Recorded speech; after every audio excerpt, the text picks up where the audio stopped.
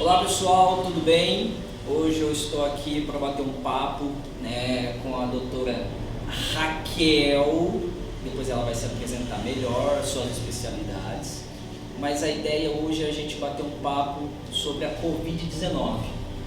E na verdade o que eu gostaria desse bate-papo é sanar algumas dúvidas que eu acho que, como todo cidadão brasileiro deve ter, porque é fato, né, doutora? Porque assim, a gente nunca passou por algo desse tipo. O nosso país a gente pode agradecer porque a gente nunca teve uma guerra de expressão, a gente nunca teve uma contaminação geral como está sendo a Covid. Então a gente pode dizer que, em tese, somos um país abençoado por não ter tantos problemas como alguns outros países têm.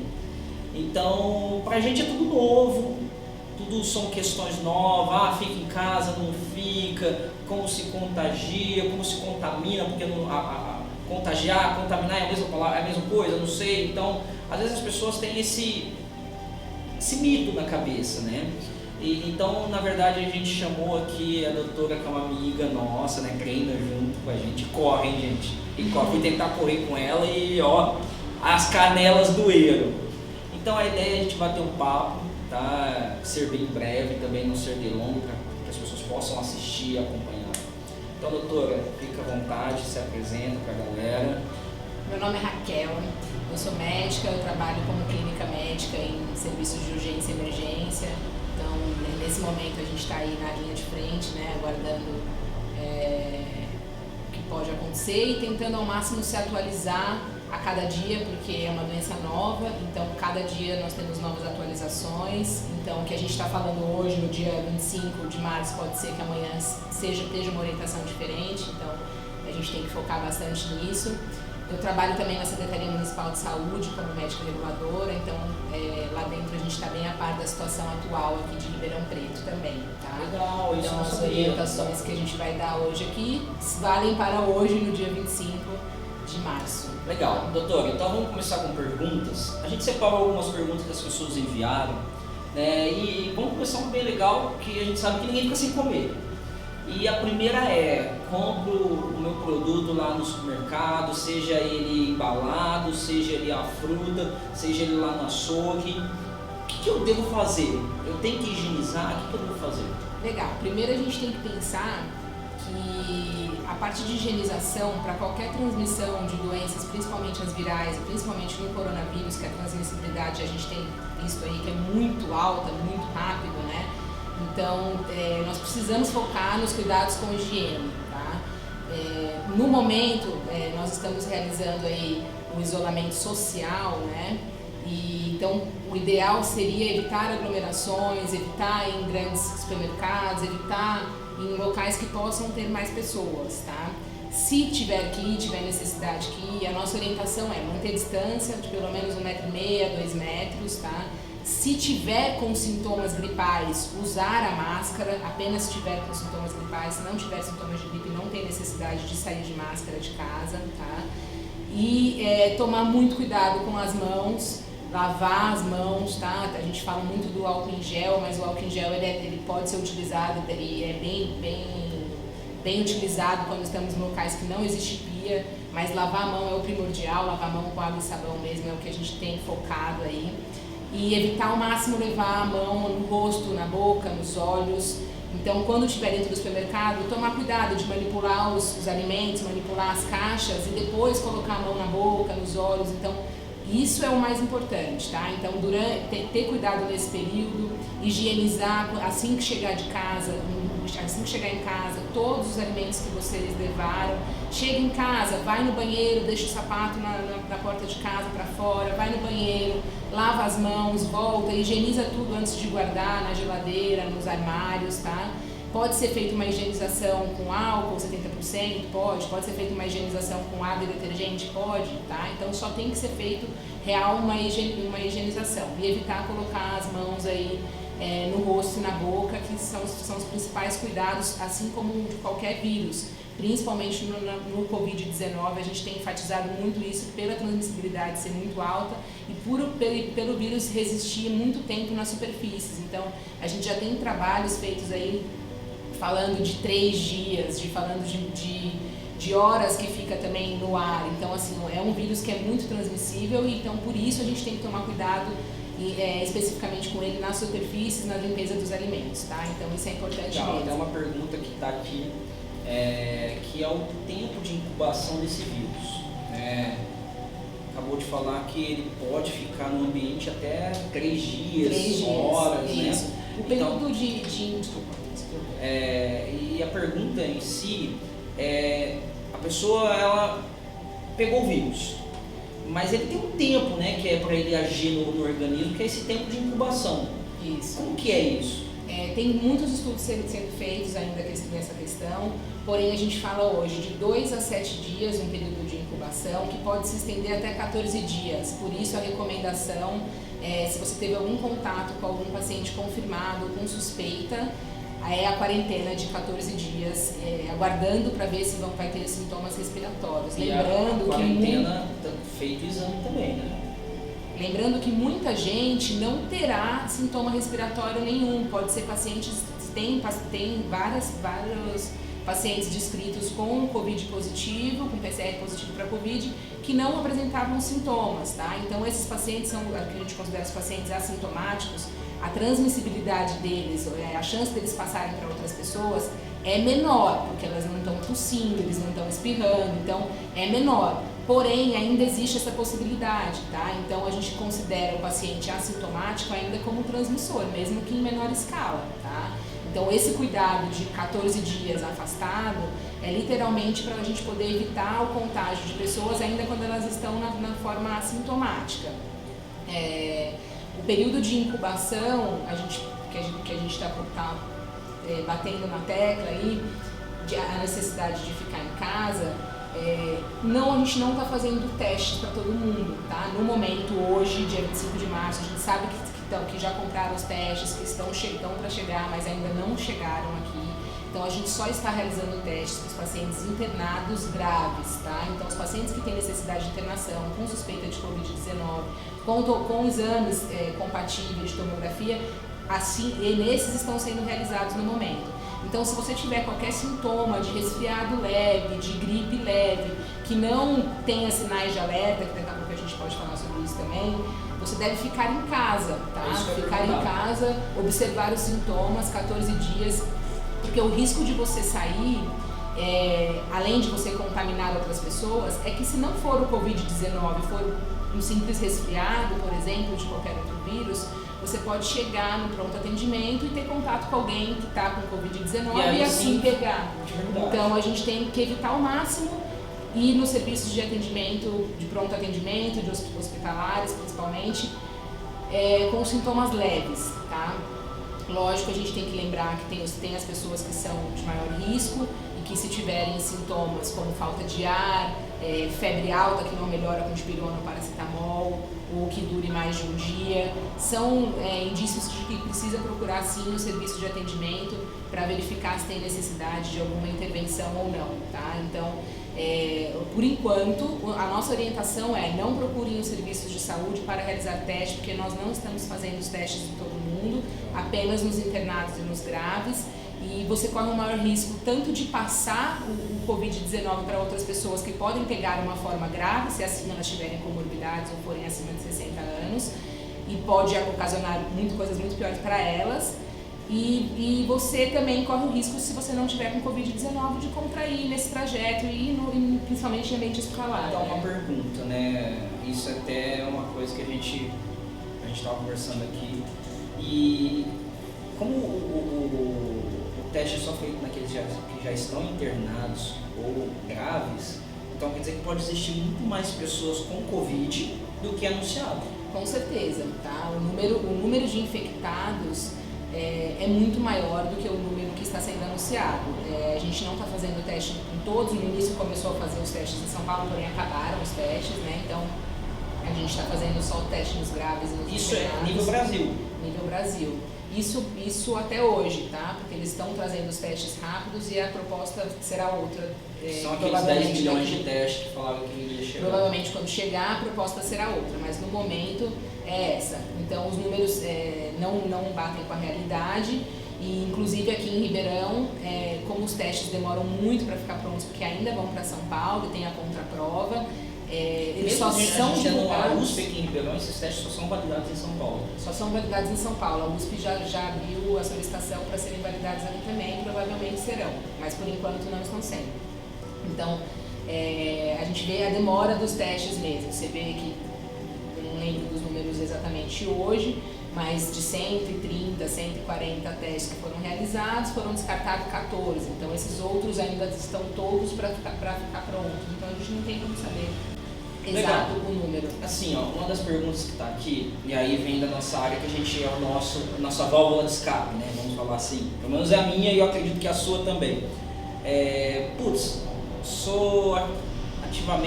Faço atividade física e o que eu tenho que fazer? Eu tenho que parar porque pede a quarentena.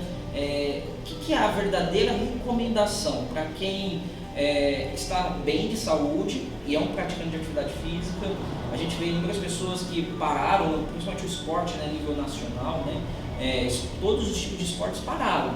Mas e aí? O que essa pessoa faz? O que ela tem que fazer? O que é o correto? O recomendado pela Sociedade Brasileira de Medicina do Exercício do Esporte é você manter uma atividade física moderada, tá? Não ficar sedentário nesse período, até porque a atividade física moderada ela ajuda na imunidade, então vai ajudar as pessoas a não contraírem o vírus e se contraírem ter uma resposta melhor aí pelo seu organismo.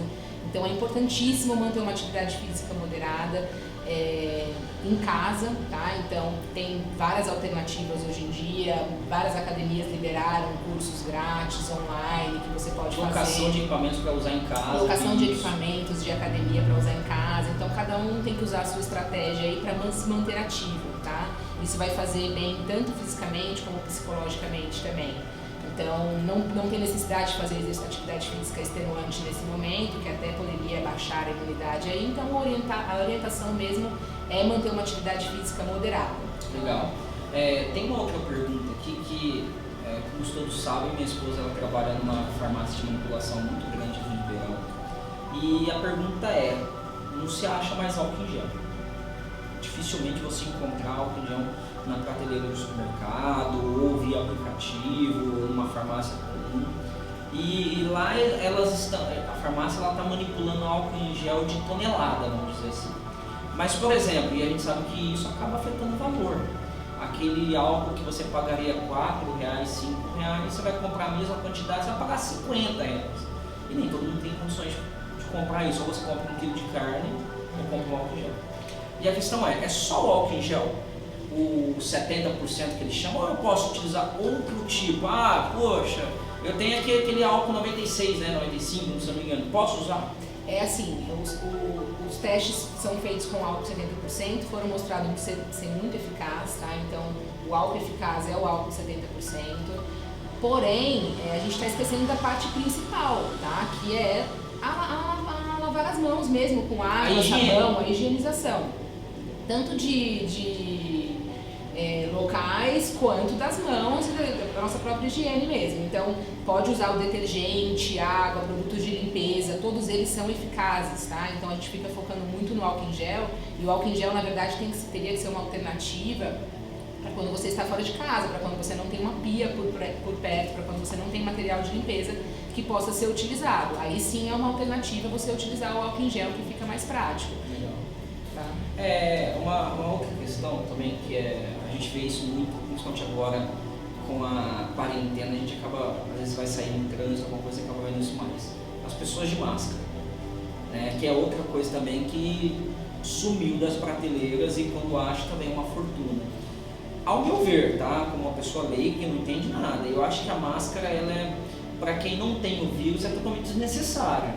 É fato isso? É fato. Assim, a gente até se preocupa com esse uso de máscara indevido, porque às vezes a pessoa usa e acaba se contaminando mais com a máscara, né? A gente pode ter oportunidade de ver aí grande parte dos políticos utilizando máscara em reuniões e mexendo na máscara por fora, o que não é indicado, tá? Então você pode ter uma contaminação ainda maior aí pela manipulação da máscara.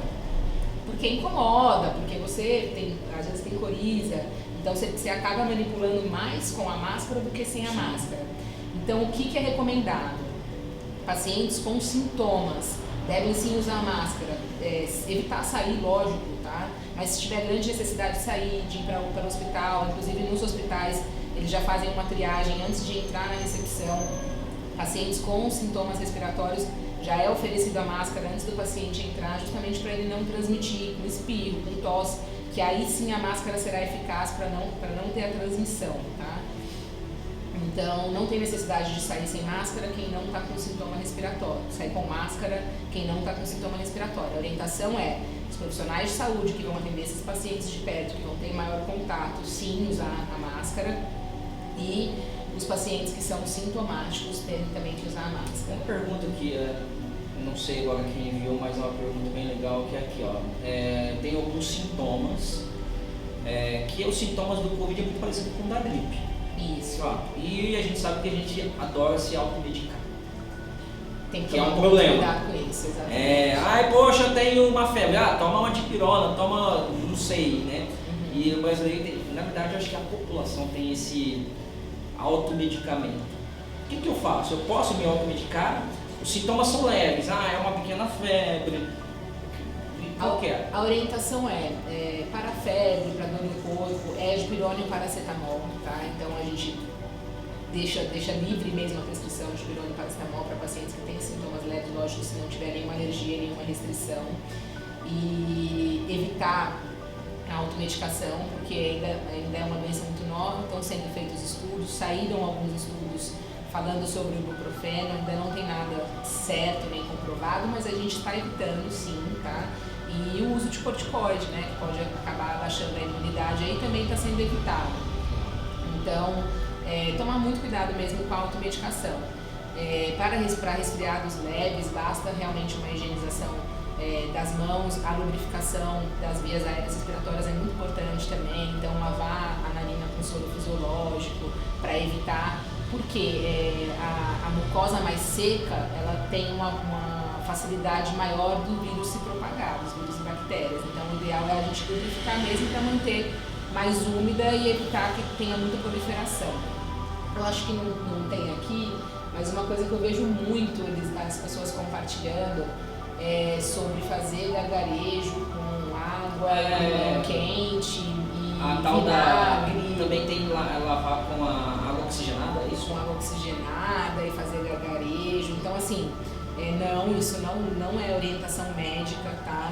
Não tem nada. A água oxigenada ela mata a bactéria, não um vírus. Exato. A gente faz sim, limpeza bucal em pacientes internados para evitar uma co-infecção bacteriana, tá? Mas assim, não passamos isso como profilaxia para a Covid-19 de jeito nenhum. Não vai matar o vírus porque a água está quente, tá? Isso não existe. Não é porque está queimando que vai funcionar. Não, e essa história também do vírus não se proliferar em acima de 26 graus também é mentira. As pessoas às vezes vão fazer coisas que não fariam à toa. Vinagre também não tem efeito nenhum. Então uma tem pergunta essa necessidade. Que aí pode ser que fuja um pouco da área, mas é uma pergunta assim, poxa, eu e meu animalzinho em casa, o pet. E a gente sabe que hoje muitas famílias optaram por ter um pet ao invés de ter um filho. O pet, ele pode ter esse risco de pegar? A gente sabe que teve um caso no mundo, agora não sei, falou que teve uma transmissão por animal. Existe isso mesmo? É assim, o coronavírus que dá a doença no animal, ele é diferente do Covid-19, tá? Então não é o mesmo coronavírus. Tem até gente falando sobre vacinação dos animais, que eles têm uma vacina contra o coronavírus, é outro coronavírus, então não tem nada a ver com esse, tá? Os animais, eles podem sim transmitir o vírus, mas assim, se a pessoa que estiver contaminada com a mão pegar um animal e outra pessoa pegar, então assim, funciona como superfície, funciona como transmissibilidade, mas ele não pega doença, ele não fica doente, tá? Legal. Essa foi a orientação dos veterinários. A gente sabe que agora, falando um pouquinho sobre isso, né, começa a época da vacinação contra H1N1. E isso é uma questão muito importante. As pessoas devem ou não se vacinar. O que você orientaria sobre isso? Eu acho que é bem importante a gente falar de duas coisas nesse momento. Aproveitar que as pessoas estão ficando em casa, que tem mais tempo para arrumar a casa, Então dá uma olhada direitinho no quintal, em possíveis focos aí de dengue. A gente sabe que a gente está ainda numa época que os prontos-socorros estão cheios ainda por conta da dengue, tá? Então esses são cuidados que a gente não pode parar de ter. Então aproveitar esse período aí, ficar em casa para poder fazer isso. E a vacinação contra a influenza é importantíssima, tá? A gente até antecipou essa vacinação para essa semana, porque ainda são os grupos de risco, né, essa semana? Essa semana são os idosos, tá? Essa semana até o final da semana são os idosos. Vai saindo o calendário conforme for acontecendo. A gente teve até uma boa aderência aqui, uma adesão aqui em Ribeirão, que foram 42% do público-alvo vacinado em 2 dias de vacinação. Eles fizeram uma estratégia, estão nas escolas, estão fazendo também no drive-thru, para poder evitar aí aglomerações, tá? Mas é importantíssimo porque essa vacina ela vai ser efetiva para não contrair esses outros 3 tipos de gripe, e elas vão funcionar daqui a 15 dias, que será exatamente onde a gente está prevendo o boom aí da Covid-19. Então, isso vai facilitar muito no diagnóstico médico, sabendo que os pacientes vacinados estão, teoricamente, a grande maioria deles imunes a esse tipo de influenza. Vai diminuir também o fluxo por conta da quantidade de gripe, que provavelmente vai diminuir, e inclusive os casos graves de H1N1 que precisariam ser internados também vão diminuir com isso. Então, lembrar que a gente lembra, está falando muito de Covid-19 agora, mas que o H1N1 tem uma mortalidade muito maior, apesar da transmissibilidade ser menor. Então a gente não tem tanta mortalidade, nem é tão visto como o Covid-19, porque não tem tantos pacientes que se infectam assim como o Covid-19. Porém, a mortalidade dele é muito alta, principalmente nos grupos de risco. Então, se a gente conseguir não tirar esse risco também, vai ajudar o sistema de saúde não saturar, que é a nossa principal preocupação aí. Então, assim, só para deixar claro, por enquanto a nossa orientação é de isolamento social, tá? Existem 3 tipos de isolamento, que é importante eu falar aqui também, que é o isolamento do paciente que está doente, que foi com sintomas de gripe e que ele é obrigado a ficar em casa nesses 14 dias e fazer um isolamento, se possível, domiciliar também, tá? Então, utilizar só ele, o quarto, o banheiro, lavar as suas roupas de cama. Então, esse cuidado todo tem que ser feito com o paciente diagnosticado com Covid-19, tá? Esse é um isolamento domiciliar. Existem os pacientes que ficam de quarentena, que são os contatos desses pacientes que estão doentes. Quem teve contato ou quem voltou de área que estava com uma quantidade de pessoas, são orientados a ficar de quarentena, que são esses 14 dias, esperando para ver se vai ter sintomas ou não, tá? E também o indicado é ficar em casa. E existe o isolamento social, que é o que a gente está fazendo agora. Então, fecharam a maioria dos comércios, né? Estão fazendo os cultos via online por conta disso, para evitar mesmo aglomerações de pessoas e possibilidade desse vírus se propagar muito rapidamente. Isso não quer dizer que a gente vai acabar com o Covid-19 ficando 14 dias em casa e evitando aí o contato. Porém, a gente consegue retardar um pouco essa infecção e fazer com que nem todos fiquem infectados ao mesmo tempo, que isso é um grande risco para a saúde, porque iria saturar os serviços de saúde e assim a gente não conseguiria dar assistência necessária para todos os pacientes graves, que é o que está acontecendo na Itália. Então, por enquanto, até hoje, dia 25 de março, a nossa orientação é isolamento social também. Tá? Bom, eu acho que é isso. Acho que a gente conseguiu tirar bastante dúvidas, trazer bastante informação. Acho que é um bate-papo válido. Eu acho que todas as pessoas que puderem, né, ter essa informação válida com alguém que é da área, né, porque eu acho que o grande problema hoje da população é que ele tem informação, mas não averiguar a informação, né? É o que a gente brinca aqui, mas você pega lá o texto num post no Instagram, no Facebook, tá lá, que o coronavírus está matando, fonte, eu acho. É a pior fonte que existe, Exato. Que é o achismo, né? E eu acho que as pessoas devem se informar mais antes de compartilhar isso para tudo, né? Desde uma mensagem até, no caso, a gente está falando de algo muito sério, que é um vírus, porque acaba causando muito mais transtorno do que ser informativo. Esse pânico generalizado, ele inclusive pode diminuir a imunidade das pessoas, né? Então, assim, a gente tem que tomar um cuidado de não ficar assistindo o dia inteiro tragédia, de não ficar, procurar sim se informar, tá? Não é legal também não saber do que está acontecendo, é importantíssimo a gente se informar, mas de fontes seguras, de fontes realmente confiáveis. A gente tem o 0800 da prefeitura, que você pode ligar, se informar, inclusive passar os seus sintomas, que eles têm feito uma triagem para ver se você tem necessidade ou não de procurar o pronto atendimento. Então, são coisas que são ferramentas que a gente está utilizando aí nesse combate aí ao Covid-19 e acho que é isso. Bom, vamos terminar o bate-papo, né? Se você puder compartilhar o vídeo aí, espalhar, porque aqui a gente está falando com uma pessoa que trabalha dentro de uma área da saúde da prefeitura, é médica, está informada, podemos dizer assim, aqui está vindo uma informação totalmente válida e assertiva. Então, se você puder compartilhar com o mais número de pessoas possíveis, né, como ela falou, são informações válidas até hoje, a gente não sabe amanhã. Então, assim, o importante sempre procure informações com pessoas que vão passar realmente a credibilidade do assunto. Fontes, pessoas, canais que realmente estão passando a informação correta, tá? Então, valeu a todos, obrigado doutora pela visita, vim trazer essas informações para as pessoas, que eu acho que é super, hiper importante, porque devemos informar, esse é o nosso papel. Acho que o nosso papel hoje como profissionais, indiferentemente das áreas, é levar o que a gente aprendeu para mais pessoas possíveis.